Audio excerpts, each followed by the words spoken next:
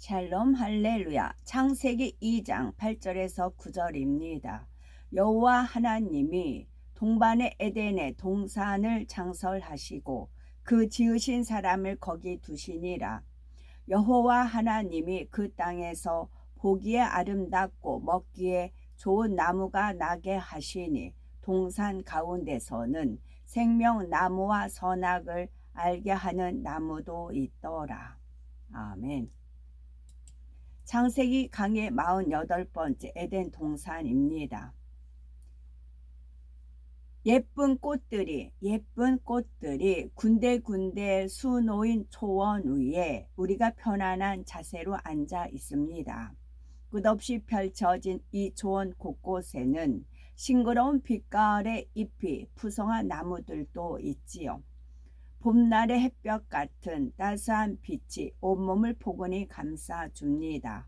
어디선간 산들바람이 불어와 머리카락을 살짝살짝 흩날려 주지요. 시선을 위로 돌리자 맑고 푸른 하늘에 눈부시게 하얀 구름이 아름다운 꽃 모양들을 이루며 둥실둥실 떠 있습니다. 구름들은 시시각각 모양을 바꾸며 아름다운 장면들을 연출하지요. 그런데 다시 시선을 아래쪽으로 향하니 구름이 하늘이 아닌 땅에서도 흘러갑니다. 자세히 보니 그것은 진짜 구름이 아니라 커다란 호수에 반사되어 보이는 구름이지요. 호수가 얼마나 맑고 깨끗한지 하늘이 마치 호수 속에 잠긴 것 같습니다. 호수의 물결이 잔잔하게 일렁일 때마다 아름다운 오색 찬란한 빛들이 반짝반짝 춤을 추는 듯하지요. 아름다움에 취하여서 눈을 지그시 감아 봅니다. 그러자 바람에 실려온 달콤한 꽃 향기가 코끝을 맴돌아 충만함을 더하지요. 어디선가 맑고 고운 새소리가 들려옵니다. 때론 한 마리가 청한 소리로 노래하며 때론 여러 마리가 하모니를 이루며 노래를 하지요. 이곳은 어떠한 근심이나 걱정도 없습니다. 항상 마음이 평안하며 늘 잔잔한 행복감에 젖어 있지요. 더구나 우리 곁에는 아무 말을 하지 않아도 마음이 통하며 무슨 말을 해도 오해가 없는 사람들이 있습니다. 혼자 있어도 외롭지 않고 여럿이 함께 있어도 힘들지 않은 곳, 참 평안이 가득한 곳이지요. 이런 곳을 상상만 해도 마음이 평안이 임하지 않습니까? 이것은 바로 둘째 하늘에 있는 에덴 동산의 일부를 묘사한 것입니다. 8절을 보니 여호와 하나님이 동방의 에덴의 동산을 창설하시고 그 지으신 사람을 거기에 두셨다 하였습니다. 여기서 그 지으신 사람이란 창세기 2장 7절에 나오는 첫사람 아담이지요. 하나님께서는 생명의 존재로 창조된 아담을 통해 둘째 하늘의 에덴 동산을 창설하셨습니다. 이 에덴 동산이 있는 쪽을 동방이라고 하지요. 이는 둘째 하늘 안에서 동쪽에 에덴 동산이 있다는 의미일까요?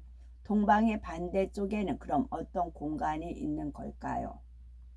우리나라는 동방 A지구예요. 동방 A지구. 바로 루시퍼와 어둠의 영들이 머무는 영역이 있습니다. 둘째 하늘의 공간은 이처럼 크게 두 영역으로 구분이 되지요. 그렇다면 어둠의 영역은 둘째 하늘의 서방에 있을까요? 그런 것이 아니고 동방은 방향을 나타나는 표현이 아닙니다. 그러면 오른쪽 또는 왼쪽이라 하지 않고 왜 굳이 동방이라고 표현을 하였을까요? 동방이라는 말엔 영적인 의미가 있습니다. 동방은 빛으로 둘린 공간을 뜻하지요. 지구에서 해 뜨는 쪽은 동방입니다. 동방은 이처럼 빛이 시작되는 곳이며 빛으로 둘린 공간입니다. 따라서 에덴 동산이 동방에 있다는 것은 둘째 하늘의 빛의 영역에 있다는 뜻이죠. 반대로 누시퍼와 악한 영들이 머무는 공간은 어둠의 영역에 있습니다. 에덴 동산은 빛으로 둘린 공간에 있음을 동방에 있다고 비유적으로 표현한 것이지요. 하나님께서는 둘째 하늘의 빛으로 둘린 공간에 에덴 동산을 창설하셨다는 뜻입니다.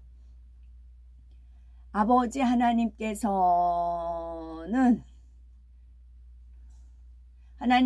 하늘 어디에서나 영의 공간을 열어서 우리에게 보여주십니다. 그런데 늘 해를 중심으로 보여주시지요. 바로 빛이 해로부터 나오듯이 에덴 동산은 빛으로 둘린 영역에 있음을 나타내 주는 것입니다. 또한 해를 중심으로 영의 공간이 열린다는 것은 우리가 해와 해 주변을 보면 되는 것입니다. 그러니까 에덴 동산이 어디에 있을까라고 하면은 해 주변을 보면 된다는 거죠. 그래서 제가 가면 해를 찍는 이유가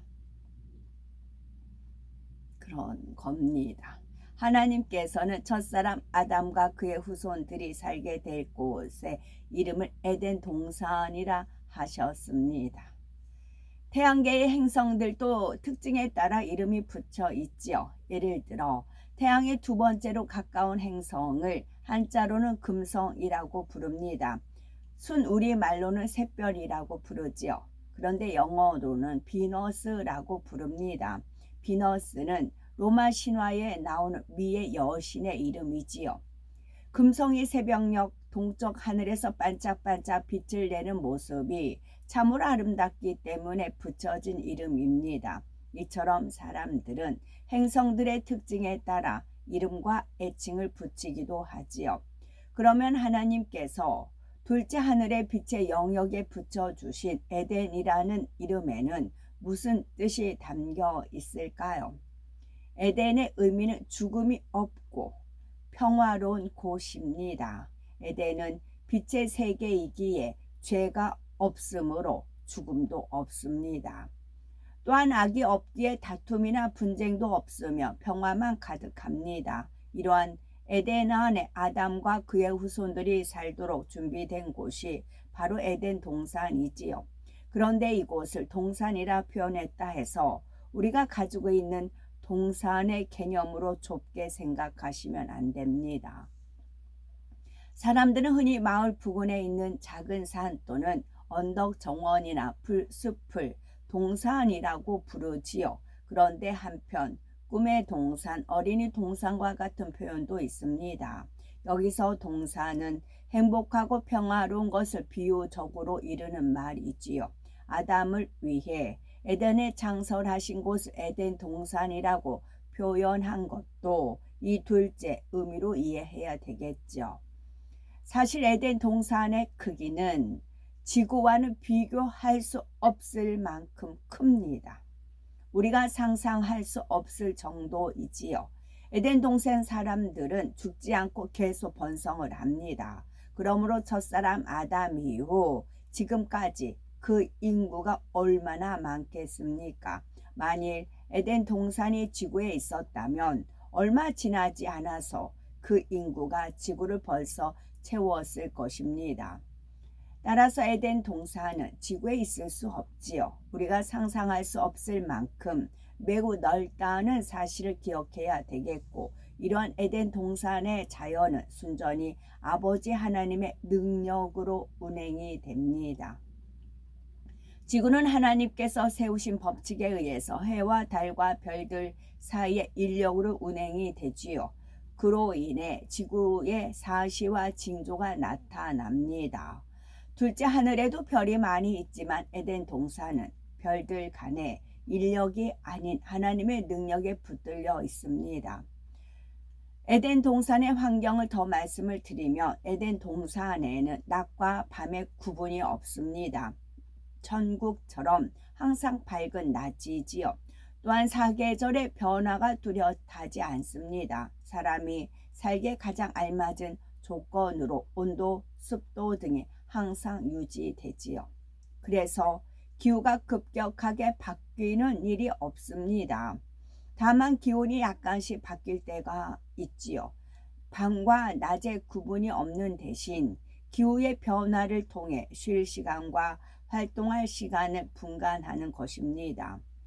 창세기 3장 8절을 보면 에덴 동산에서 날이 서늘할 때라는 표현이 나오지요. 사전에 서늘함이라는 것은 물체의 온도나 기온이 꽤 찬 느낌이 있음을 말합니다. 그래서 날이 서늘해지면 기온이 내려가서 얇은 옷이라도 하나 더 입어야 하지요.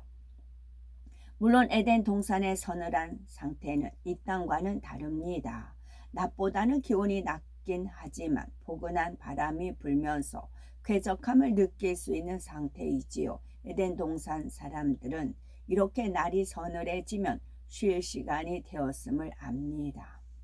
지구에서는 해가 지면 밤이 올 것을 알고 집에 돌아가 쉴 시간이 되었음을 알지요. 에덴 동산의 사람들은 날이 서늘해지는 기온의 변화를 통해 시간의 흐름을 파악하는 것입니다.